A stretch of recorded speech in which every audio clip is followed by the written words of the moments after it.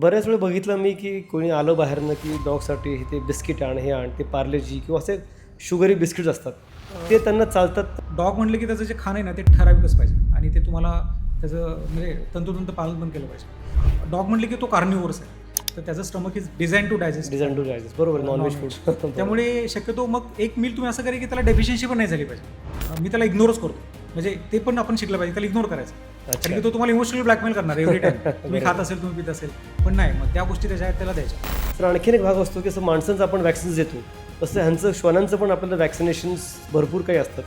ते कुठले वॅक्सिन्स कधी द्यायचे असतात? जेव्हा तुम्ही पिल्लू घरात आणता 2.5 महिन्याचं, तर त्याचा जो वॅक्सिनेशन पिरियड असतो तो साधारण 2.5 महिने ते 4 महिन्यापर्यंत असतो. रेबीज वॅक्सिन हे दरवर्षी देणं कंपल्सरी आहे. प्रायोजक भोगीलाल अँड कंपनी, 102 वर्षांची जुनी परंपरा. नमस्कार मित्रांनो, मी आहे डॉक्टर मुकेश जैन आणि तुम्ही पाहत आहात आरोग्याचा राजमार्ग. तुमच्या आरोग्याला योग्य दिशा देणारी व तुमच्या आरोग्याची काळजी घेणारी एक उत्कृष्ट आणि लोकप्रिय आरोग्य मालिका. मित्रांनो, मागच्या भागात आपण सागर सरांकडनं बरंच काही जाणून घेतलं की जर तुम्हाला नवीन पेट घ्यायचं असेल तर ती पेटची काळजी कशी घ्यावी आणि पेट आल्यानंतर सुरुवातीचे काही आठवडे त्यासाठी आपण काय काय केलं पाहिजे. आता ह्या दुसऱ्या भागात आपण बघणार आहोत की पेट तर आपल्या घरी आलेलं आहे, मग त्या पेटची काळजी ह्यापुढं जोपर्यंत पेट आपल्यासोबत आहे, कारण पेट आपलं अख्खं आयुष्य जे काय असेल 12, 13, 14, 15 वर्ष आपल्यासोबत काढतं आणि आपण आपल्या आयुष्यातले काही वर्ष त्यासोबत काढत असतो. त्यामुळे पेटसाठी आपणच त्याचं अख्खं विश्व असतो. त्यामुळे त्याची काळजी आपणच नीट घेतली पाहिजे आणि तीच काळजी कशी घ्यायची हे आज आपण सरांना परत एकदा विचारूया. सर नमस्कार, तुमचं पुन्हा एकदा खूप स्वागत आरोग्याच्या आपल्या राजमार्गावर. नमस्कार, थँक्यू सो मच. सर, मागच्या वेळी आपण बघितलं की आपण पेट घेण्याआधी काय काय तयारी करायला हवी आणि एकदा पेट आले आपल्या घरी काही आठवड्यानं आपण प्रिपेअर होऊन जातो मेंटली की ह्याला पुढं आपल्याला पाळायचं आहे, सांभाळायचं आहे. पण ह्या काही आठवड्यानंतर बऱ्याच वेळा असा एक वर्ग आहे ज्यांना असं की आपण आणलं तर हौसेपोटी, पण आता आपल्याला झेपत नाही आहे, पण बऱ्याच वेळा त्यांना मग अबंडन करण्याचा त्यांच्या डोक्यात असा विचार यायला लागतो. तो विचार येऊ नये म्हणून त्यांनी काय केलं पाहिजे? बरोबर आहे. ॲक्च्युली कोविडनंतर हा जो पिरियड होता त्यामध्ये बरेच लोक घरी होते, तेव्हा त्यांनी बऱ्याच जणांनी पेट्स आणले. आणि खरं तर तुम्ही कोणत्याही पेट आणताना काळजीपूर्वक लक्ष दिलं पाहिजे की तुम्ही त्याचं जे खाण्यापिण्याच्या सवयी आहेत किंवा त्याच्या ज्या हायजीनच्या सवयी आहेत त्या तुम्ही पहिल्यांदा त्या जाणून घेतल्या पाहिजेत. कारण की कोणताही पपी जर छोटा असेल तर त्याचं जे युरिनेशन किंवा डेफिकेशन आहे त्याची फ्रिक्वेन्सी जास्त असते, तर तो मल्टिपल टाईम्सला युरिनेशन करतो, अननोइंगली करतो, पण ब्लॅडर कंट्रोल नसतो. तर त्या गोष्टी तुम्हाला सुरुवातीला कटाक्षाने पाळल्या पाहिजेत. किंवा त्याचं पी पॅड्स असतील किंवा जे पपी ट्रेनिंगचे पॅड्स असतील ते सुरुवातीला आणल्यानंतरच ते त्याला ट्रेन करून घेतलं पाहिजे. खाण्याच्या सवयी अशा आहेत की जे पिल्लू छोटं असतं त्याचं स्टमक छोटं असल्यामुळे त्याला खायला जास्त वेळ लागतं. त्याला मिनिमम 4 ते 5 वेळा मील द्यावं लागतं. तर ते तुम्ही साधारण सकाळी 9 ते रात्री 9 पर्यंत ते डिवाईड करू शकता. दर 2 ते 3 तासानंतर त्याला खायला लागतं. तसं सॉफ्ट फूड मी तुम्हाला सांगितलं की जे सेरलॅक असेल किंवा मऊ जे फूड असेल ते पपी खातो सुरुवातीला, म्हणजे 45 डेज ते 3 महिन्यापर्यंत. त्यामध्ये मग प्लेन दही असेल किंवा मूग डाळ खिचडी असेल किंवा दही भात असेल किंवा चिकन स्टू असेल किंवा बॉइल्ड एग व्हाईट असेल, ह्या गोष्टी सगळ्या आपण देऊ शकतो. त्याचं कमर्शियल फूडही मिळतं जे प्री डायजेस्टेड फॉर्म्युला असतात, तुम्ही ते इंट्रोड्यूस करायला हवं. कारण की त्यांनी जे पपीची ग्रोथ होते ती चांगली होते. ओके. साधारण 6 मंथपर्यंत तुम्ही कमर्शियल फूड आणि होम डाएट ह्याचं ब्लेंड द्या, म्हणजे त्याची ग्रोथ चांगली होईल. आणि मग तुम्ही 6 to 8 नंतर त्याला प्रॉपरली घरच्या डाएटवरती शिफ्ट करू शकता. तो ॲब्सोल्युटली घरगुती फूड खाऊ शकतो. घरच्यामध्ये कुठले कुठले फूड्स चालू शकतात? भाकरी चालते का?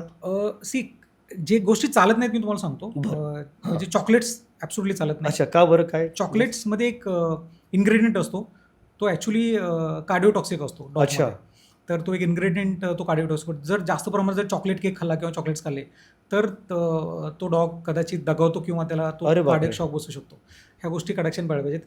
काही सर्टन ब्रीडमध्ये ॲलर्जीज असतात, जर आपण त्याला इंट्रोपॅथिक ॲलर्जी म्हणतो. सो गोल्डन रिट्रीव्हरमध्ये व्हीट किंवा सिरियलची ॲलर्जी आहे, त्यामध्ये ग्लुटेन असतं, त्याची ॲलर्जी असते. किंवा बऱ्याचशा डॉग्समध्ये जे डॉग जास्त कान खजवतात किंवा डोळ्याभोवती ज्याला इचिंग होतं किंवा पाय जास्त लीक करतात, तर त्यांना प्रोटीनची ॲलर्जी असते. ते प्रोटीन काही असेल, म्हणजे अंडी असेल, दूध असेल किंवा चिकन असेल किंवा मटन असेल, ते प्रोटीनची ॲलर्जी असते. तर मग ते सडन गोष्टी तुम्हाला काही दिवसानंतर कळतात किंवा या पेटला ही ॲलर्जी आहे. मग त्यानुसार तुम्हाला ते मॉडिफिकेशन करून घ्यावं लागतं डाएटमध्ये. पण सगळ्याच ब्रीडला असते असं नाही आहे, ठराविक ब्रीडला ठराविक ॲलर्जीज असतात.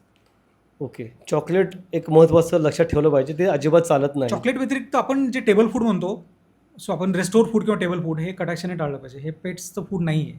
कारण आपण काय करतो की आपल्याकडे ही कन्सेप्ट अजून नाही, म्हणजे डॉग फूड हे कन्सेप्ट नाही. कन्सेप्ट नाही कारण की आपण जे खातो तेच डॉगला द्यायला बघतो, कारण हो, की तो हो. मागतो आणि बरोबर आपण आहे. मग ते इमोशनली त्याला हे करून आपण त्याला देतो. आता तुम्ही जर सपोज काही खात असाल, ब्रेकफास्ट करत असाल, मेक शुअर की your pet should eat first and then you should ईट.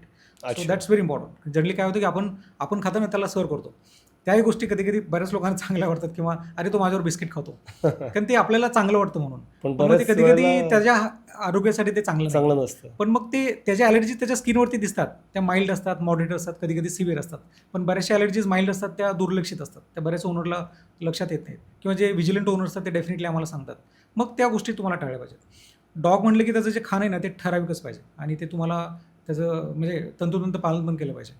कारण की तुम्ही कधीतरी once in while blue moon देऊ शकता, असं नाही की नाही दिलं पाहिजे. पण मग त्याला त्याची आवड होते, त्याला सवय लागते, आणि मग तुमच्यासमोर येऊन तो थांबणार की अरे नाही मला हे पाहिजे. मग मग तसं ते बॉन्डिंगचा एक विषय आहे.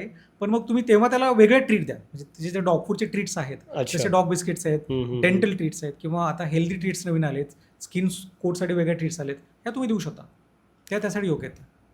फ्रुट्सबद्दल काय मत आहे तुमचं? कुठले चालतात, कुठले नाही? फ्रुट्स ॲक्च्युली फ्रुट्स तुम्ही सुरुवातीपासून त्याला दिले ना, जसं तुम्ही ॲपल देऊ शकता, पेर देऊ शकता, बनाना देऊ शकता. फक्त ग्रेप्स सम ऑफ पेट्सला नाही चालत. चालत नाहीत, ओके. कारण की ग्रेप्समध्ये काही इन्ग्रेडियंट्स ते पेट्सला सूट होत नाहीत. पण सगळ्या प्रकारचे फ्रुट्स पेट्स खाऊ शकतात. पण त्याला सुरुवातीपासून तशी सवय लावली पाहिजे. अच्छा. कारण की हां. जर तुला त्याची टेस्ट माहीत नसेल, कारण त्याच्या टेस्ट बड्स आपल्यापेक्षा थोड्या कमी असतात, हम्म, हम्म, कारण त्याला त्याचं ते टेस्ट एवढं लक्षात येत नाही. पण जर तो सुरुवातीला जर त्याने पेर खाल्लं, आता pear is very good for the dental cleaning, किंवा तुम्ही आपण जे गाजर म्हणतो, तुम्ही हां. फ्रीजमध्ये ठेवा, त्याला थंड करा, आणि त्याला टिदिंगच्या वेळ द्या. ते अच्छा. टिदिंगसाठी काय करतं की ते टिदिंगचं जे स्वेलिंग आहे गमची तेही कमी करतं, आणि ते दात आणि टीथ स्वच्छ राखायला मदत करतं. तर या गोष्टी सगळ्या तुम्ही देऊ शकता. अशा बऱ्याचशा गोष्टी आहेत की त्या छोट्या छोट्या आहेत, पण त्या महत्त्वाच्या आहेत. प्रोटीनसाठी पनीर चालतं? पनीर चालतं, कॉटेज चीज चालतं. येस, तुम्ही न्यूट्रिला जे सोयाबीन नगेट्स आहेत, ते प्रोटीन सोर्स आहेत, ते चालतात. आणि ऑब्व्हियसली नॉनव्हेज प्रोटीन तर आहेच. हो. ते तर मेन सोर्स असतो, कारण की डॉग म्हटले की तो कार्निव्होरस आहे, तर त्याचं stomach is design to digest. बरोबर, नॉनव्हेज non-veg. फूड. त्यामुळे शक्यतो मग एक मील तुम्ही असं करा की त्याला डेफिशियन्सी पण नाही झाली पाहिजे. मेक शुअर की त्याला जे प्रोटीन रिक्वायरमेंट आहे, कारण त्याची सगळ्यात जास्त प्रोटीन रिक्वायरमेंट असते, मोर दॅन 38% प्रोटीन लागतं. तर ते प्रोटीन सोर्स तुम्हाला मग तो मुख्यतः नॉनव्हेजमधून मिळतो. कारण आपण काय करतो, आपण टेबल फूड द्यायचा प्रयत्न करतो की बाबा तो आज भाकरी खा, आज दही खा, आज दूध खा. पण मग त्याची रिक्वायरमेंट जर नाही सफाई झाली, तर मग ते आजारी पडतात, किंवा त्यांना स्किन डिसीज होतात, किंवा हेअरफॉल होतो, किंवा डॅन्डर होतो स्किनवरती, असे बरेचसे प्रॉब्लेम्स होतात. तर ते कुठेतरी तुम्हाला बॅलन्स आउट करायला महत्त्वाचं आहे, गरजेचं आहे. बऱ्याच वेळा बघितलं मी की कोणी आलं बाहेरनं की डॉगसाठी ते बिस्किट आण, हे आण, ते पार्लेजी किंवा असे शुगरी बिस्किट्स असतात, ते त्यांना चालतात का शक्यतो त्यांचे वेगळे appreciate असतात? नाही करायचं. तुम्ही जे बाहेरून जे ट्रीट्स तुम्ही काही आणता, डोंट ॲप्रिशिएट इट. कारण की जनरली तुम्ही जर पेटला जर त्याचं व्यवस्थित जर डाएट ठेवलं ना, त्याला कधी कोणताही त्रास होणार नाही. मला नाही आठवत की याला 5 वर्षात कधी लूज मोशन किंवा उलटी झाली, कारण त्याचं डाएट फार ठराविक आहे. कारण मी त्याला फार ठराविक गोष्टी देतो, आणि मी त्याला इग्नोरच करतो. म्हणजे ते पण आपण शिकलं पाहिजे, त्याला इग्नोर करायचं. अच्छा. कारण की तो तुम्हाला इमोशनली ब्लॅकमेल करणार एव्हरी टाइम. तुम्ही खात बरोबर. असेल, तुम्ही पित असेल, पण नाही, मग त्या गोष्टी त्याच्या आहेत त्याला द्यायच्या. ठीक आहे, त्याला लाड करा, तुम्ही त्याचं प्रेम करा, पण त्याच्या वेगळ्या पद्धती पण असतात. असं नाही की तुम्ही खाण्यातूनच लाड करता. कारण की आपल्याकडे एक चुकीची पद्धत काय की आपण त्याला खाणं जास्त करून लट्ट करतो, आणि हा डॉग ओबीज होतो नंतर. बरोबर. आणि मग त्याचा ज्या पद्धतीची एक्सरसाइज पाहिजे तो एक्सरसाइज आपण देऊ शकत नाही, कारण की त्याला वेळ देऊ शकत नाही नंतर, आणि मग ती चेन बिघडते पेटची, आणि मग त्याचं एजिंग कमी होतं. हा फार महत्त्वाचा विषय आहे. अच्छा. पण बरेच जण त्याकडे लक्ष देत नाहीत. कधी नाही म्हणायचं पण शिकलं पाहिजे. हां, ठीक आहे ना, तुम्ही त्याला बाहेर फिरायला घेऊन जा, त्याची लीश काढा, त्याला फिरायला घेऊन जा, त्याला डिस्ट्रॅक्ट करा. त्याच्यासाठी फूड महत्त्वाचं नाही आहे, तो तुम्ही खाता येऊन तुमच्याजवळ आला ते. पण बरोबर. तुम्ही त्याला ट्रीट, त्याचे ठराविकच्या वेळेचे ट्रीट्स, त्यांचे स्पेसिफिक ट्रीट्स आहेत, पेट ट्रीट्स, ते देऊ शकता. पण मग अशा बऱ्याचशा आता पेट सोशलायझेशन पार्टीज होतात, वन डे हो, पिकनिक हो, होतात पेटच्या बरोबर. रिसॉर्ट्समध्ये, याच्यामध्ये, किंवा तुम्ही त्याला बेस्ट वे त्याला लीश घेऊन एक 15 मिनिटाचं वॉकिंग करा. सगळ्यात बेस्ट एक्सरसाइज होतो तो, तुमच्या हेल्थसाठी पण बेनिफिट आहे आणि पेटसाठी बेनिफिट आहे. खाण्याचं म्हणतं आमचा पेट आहे एक लॅब, तो त्याचं फूड त्याला दिलं अख्खं, सगळं अख्खं खाऊन परत आम्ही जेवताना परत आमच्या शिरून बघत बसतो आमच्याकडे परत. म्हणजे त्याचं ह्यांचं पोट म्हणजे भरत असं काही आहे का प्रॉब्लेम? नाही, सगळ्यासाठी असं त्यांना नाही. नसते आपल्याला का? ते कळतच नाही की त्याचं पोट भरलंय का नाही. पहिली गोष्ट अशी की त्यांनाही पेट- कळत नाही त्यांचं पोट हां, भरलं आणि की नाही. त्याला तर नाही कळणार, कारण की तुम्ही जोपर्यंत त्याच्यासमोर आहात, किंवा तुम्ही काय करत असाल ऍक्टिव्हिटी, तो तुमच्याकडे बघत राहतो, तो फॉलो करत राहतो. हां. मग आता तुम्हाला माहिती आहे की हा 30 किलोचा डॉग आहे, तर त्याला त्याची रिक्वायरमेंट 250 ते 300 ग्रॅमची आहे. त्याच्या बॉलमध्ये तुम्ही तेवढं ठेवलेलं आहे, तर ते त्याचं लंच किंवा ते डिनरची रिक्वायरमेंट आहे. ते झाल्यानंतर मग ठीक आहे, त्याला जर सपोज त्याला भूक लागली, तर तुम्ही त्याला वेगळ्या पद्धतीला गाजर द्या, काकडी द्या, असं वेगळं काहीतरी फायबर द्या. म्हणजे कारण की एव्हरी टाइम तो जेव्हा खाईल, त्यानंतर मग त्याच्या बॉल मुवमेंटमध्ये पण बदल होतात. बरोबर. आणि पेटचं काय असतं की जेव्हा तो जेवण करतो त्यानंतर त्याला ते बॉल मुवमेंट रेग्युलेट होतात, आणि मग त्याला ते एक सेट होतं त्याच्या डायजेशन सिस्टीमला. तर मी असं म्हणेल की त्याच्या ठराविक पद्धतीत त्याला वेळेतच खायला द्या. जर त्याने नाही खाल्लं तर त्याचं भांडं उचलून काढून ठेवा 15 मिनटं. अच्छा. तिथे ठेवू नका, कारण बऱ्याचशा पेट्सला मग तसं डिसिप्लिन लागतं आणि Okay. त्याला एकदा कळलं की ते आता तिथं आपलं नाही आहे काय खाण्याचं पॉट किंवा काय, तर he will understand. Next time will be on time, अच्छा. He will finish his food आणि देन दॅट्स अ डिसिप्लिन. मग ते सुरुवातीपासून सगळ्या गोष्टी त्याला केल्या पाहिजेत त्याच्या. शिकवल्या पाहिजेत. नाही तर अचानक काय होतं की आपण कधीतरी उठतो आणि त्याला अरे म्हणतो नाही आता तू हे संपव बाबा, आणि मग त्याला ते जमत नाही. तर त्या गोष्टी आपल्याला हे करायला पाहिजेत. सर आणखीन एक भाग असतो की असं माणसांचं आपण वॅक्सिन्स देतो, तसं ह्यांचं श्वानांचं पण आपल्याला वॅक्सिनेशन्स भरपूर काही असतात. ते कुठले वॅक्सिन्स कधी द्यायचे असतात? हो, वॅक्सिनेशन हा फार महत्त्वाचा भाग असतो सुरुवातीला. जेव्हा तुम्ही पिल्लू घरात आणता 2.5 महिन्याचं, तर त्याचा जो वॅक्सिनेशन पिरियड असतो तो साधारण 2.5 महिने ते 4 महिन्यापर्यंत असतो. तर फर्स्ट आपण त्यांना जंताचं औषध देतो, आपण त्याला डिवॉर्मिंग म्हणतो. अच्छा. कारण त्यांच्या पोटामध्ये कृमी असतात, तर त्या व्हेरियस टाईप्सचे असतात. तर त्याला प्रॉपर डिवॉर्मिंग करणं गरजेचं आहे, कारण की काही गोष्टी डिवॉर्मिंग नाही केलं तर आपल्याला त्याचे आजार होऊ शकतात. किंवा आपण एक्सरेटा क्लीन करतो किंवा युरिन क्लीन करतो, तर त्यातून आपल्याला थोडे कंटेज आजार होऊ शकतात. फर्स्ट तुम्ही पपी आल्यानंतर डिवॉर्मिंग करायचं आणि त्याचं जो वॅक्सिनेशन शेड्यूल आहे ते तुम्हाला वेटरनरी डॉक्टर तुमचे सांगतील. त्यातले महत्त्वाचे वॅक्सिन्स म्हणजे जे पारो व्हायरस असतात किंवा पॅराइन्फ्लुएन्झा किंवा लेप्टोस्पायरोसिस आणि हिपॅटिक वॅक्सिन्स असतात, ते त्याचे इंटरनलचे आजार असतात ते प्रिव्हेंट करण्यासाठी असतात. अच्छा. आणि सगळ्यात महत्त्वाचं म्हणजे जो रेबीज, आपण ज्याला सगळे घाबरतो, रेबीजचा साधारण आपण 3 ते 3.5 महिन्यानंतर देतो, कारण की बाय द टाईम 3 महिन्यापर्यंत त्याच्या बॉडीमध्ये त्याच्या प्रतिकारशक्ती चांगली असते, कारण की मॅटरनल अँटीबॉडीज असतात. ओके. आणि कधी कधी तुम्ही जर रेबीज सुरुवातीला दिलं तर ते रेबीज इनॅक्टिव्ह होतं, कारण मॅटरनल अँटीबॉडीज डॉमिनंट असतात. अच्छा. तर मग ते जेव्हा मॅटरनल अँटीबॉडीज विनआउट होतात 3.5 महिन्यानंतर, मग तुम्ही रेबीज वॅक्सिन देऊ शकता. रेबीज वॅक्सिन हे दरवर्षी देणं कंपल्सरी आहे Compulsory इंडियामध्ये, आहे. कारण की आपण इंडिया हे रेबीज फ्री कंट्री नाही आहे. त्यामुळे आपल्याकडे रेबीड डॉग आहेत बाहेर, आणि मग त्याचा आउटसोर्स होऊ शकतो किंवा त्याचा बाईट होऊ शकतो त्याला. या व्यतिरिक्त त्याचे जे ॲन्युअल वॅक्सिनेशन असतात त्यानंतर दरवर्षी येतात ते. त्यामध्ये हे जे आपण डिस्टेंपर किंवा पॅराइन्फ्लुएन्झा किंवा रेबीज ह्याचे कॉम्बो पॅक असतात, ते त्याला दरवर्षी द्यायचं. आणि 3 महिन्यातून एकदा त्याला डिवॉर्मिंगचं औषध द्यायचं. जर तुमचा पेट जास्त आउटिंग करत असेल तर त्याला टिकचं मेडिसिन देणं गरजेचं आहे. अच्छा. तुम्ही ते स्पॉट ऑन पद्धती देऊ शकता किंवा त्याच्या वेगळ्या मेडिसिन्स मिळतात. तर ते टिक प्रिव्हेन्शन पण महत्त्वाचं आहे, कारण बऱ्याच वेळा त्याला गोचीड झाले किंवा टिक झाले तर तुमच्या वॉलवरती घरामध्ये जाऊ शकतात किंवा ते एपिडेमिक होऊ शकतात घरात. अरे बाप. तर या गोष्टी पण काळजी घेतली पाहिजे. आणि वॅक्सिनेशन किती वर्षापर्यंत करायला हवं? ॲक्च्युली तुमचा पेट खरंच कम्प्लिटली इंडोर असेल तर तुम्ही एक वयाच्या 10 किंवा 12 वर्षापर्यंत देऊ शकता. त्यानंतर त्याची आवश्यकता नसते, कारण की वॅक्सिनेशन, अर्ली वॅक्सिनेशन जर असेल म्हणजे साधारण 5 ते 6 वर्षापर्यंत, ते डेफिनेटली हेल्प करतं पेटला, कारण की ते डिसीजेस प्रिव्हेंट करतं. कारण की आपल्याकडे एक्सपोजर जास्त आहे, पण 10 वर्षांतर शक्यतो आम्ही वॅक्सिनेशन नाही देत. 10 ते बरंच 12 म्हणजे वर्षांतर. अख्खा आयुष्यच झालं, 12-14 वर्ष त्यांचं हो. लाईफ स्पॅन असतं. कारण की काय की पेटमध्ये जो डिसीजचा स्प्रेड आहे ना तो फास्ट आहे. तुम्ही जर कम्पॅरिझन केलं ह्युमन म्हणजे वय आणि पेटचं वय, तर त्यांचं 1 वर्ष म्हणजे आपले 7 ते 8 वर्ष. हो. म्हणजे त्यांचा डिसीज, सपोज आता अनफॉर्च्युनेटली कुठल्या पेटला जर कॅन्सर झाला कोणत्या पद्धतीचा, तर त्याचं ड्युरेशन जे डिसीज ऑनसेट आणि जे प्रोग्रेशन आहे ते रॅपिडली असतं. रॅपिडली होणार. त्यामुळे डिसीजेस लगेच होतात, आणि जर टाइमली डायग्नोस नाही झाले तर मग त्याचं डिट्युरेशन पण तेवढ्याच पद्धतीने होतं फास्ट. कुठले कुठले जास्त आजार असतात कुत्र्यांमध्ये बघायला सध्या मिळतात ते? स्किन डिसीजेस जास्त आहेत. आपल्या वेदरमुळे किंवा याच्यामुळे क्लायमेट स्किन डिसीज जास्त आहेत. डायजेस्टिव्ह डिसऑर्डर तुम्ही कंट्रोल करू शकता त्याची योग्य आहार पद्धतीने. इंटरनल जे जेनेटिक डिसीजेस आहेत तर तुम्ही ते 6 मंथच्या एजला जेनेटिक डिसीज रूल आउट करू शकता. जसं की बरेचसे डॉग्स इनब्रीडिंग किंवा लाईन ब्रीडिंगमुळे त्यांना हिप डिस्प्लेसिया नावाचा आजार होतो किंवा एल्बो डिस्प्लेसिया होतो. तर त्यांचे पाय थोडेसे फेगडे होतात किंवा बो होतात लेग्स. तर ते तुम्ही 6 मंथला प्रॉपर एक्सरे काढून ते डायग्नोस करू शकता आणि मग त्याचे ट्रीटमेंट घेऊ शकता. अच्छा. पेट इन्शुरन्स पण महत्त्वाचा आहे. सपोज बरेचसे डिसीजेस आणि जे ट्रीटमेंट्स आहेत थोडे महाग आहेत किंवा सर्जरीज महाग आहेत, त्याच्यासाठी पेट इन्शुरन्स सध्या बऱ्याच कंपन्या पेट इन्शुरन्स ऑफर करतात. ते पण घेणं गरजेचं आहे, कारण मग तुम्हाला अनटाईमली एक्सपेंडिचर होणार नाही. पण तुम्ही जर त्याला टाइमली वॅक्सिनेशन आणि जर ट्रीटमेंट योग्य दिली तर मग हेल्दी राहण्यात म्हणजे त्याला तसं काही प्रॉब्लेम नाही आहे. स्किनचे जे म्हणजे डिझीज म्हटला तुम्ही, तर त्याचं प्रिव्हेन्शन काही कसं स्किन डिसीजमध्ये शक्यतो काय होतं की आपण जेव्हा डॉग बाहेर घेऊन जातो तर तो गार्डनमध्ये बसतो किंवा कुठे मातीत बसत असेल किंवा लोळत असेल कुठे, तर ते फ्लीज येतात त्याला फ्ली ॲलर्जी डायमॅटिस होतो. मग ते स्वतःला बाईट करायला लागतं, कारण फ्लीचं जे सलाईव्ह असते त्याला ती ॲलर्जी असते. अच्छा. जेव्हा ती फ्ली त्याला चावते तर ते ॲलर्जन्स बॉडीमध्ये क्रिएट होऊन मग ते स्वतःला चावतात. ते सेल्फ न्यूट्रिशनमध्ये वुंड्स होतात. स्केबीज नावाचा आजार सगळ्यांना माहिती आहे, म्हणजे स्केबीज हा सगळ्या बाहेरच्या डॉग्समध्ये पण आहे. तो हायली कंटेजियस आहे, त्याला खरूज म्हणतो मराठीत, किंवा मेंज. तर तो कंटेजियस आहे. जर स्केबीड डॉग बरोबर कोणत्या डॉग पेट जर त्याच्या संपर्कात आला तर त्याला तो होऊ शकतो.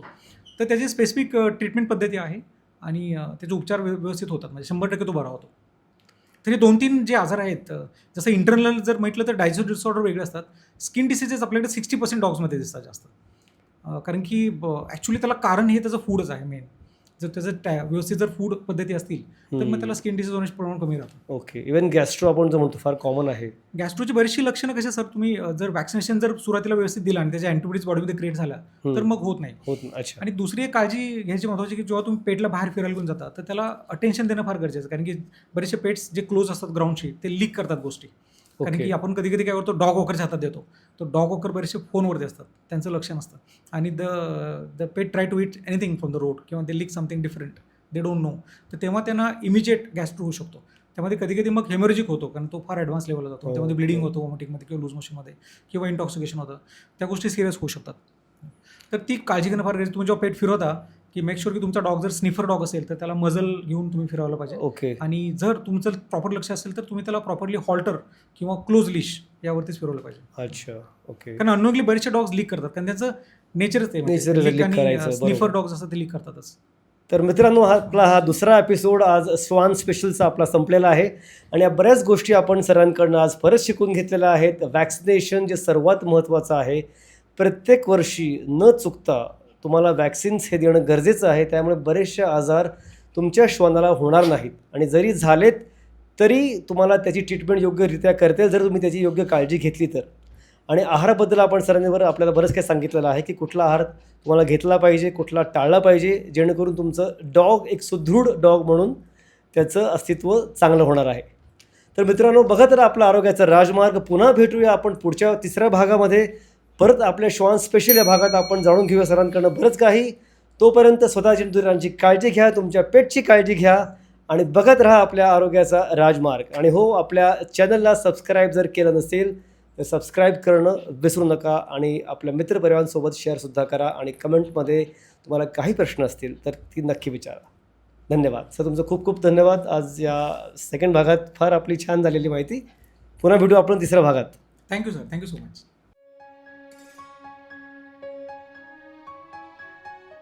प्रायोजक भोगीलाल अँड कंपनी, 102 वर्षांची जुनी परंपरा.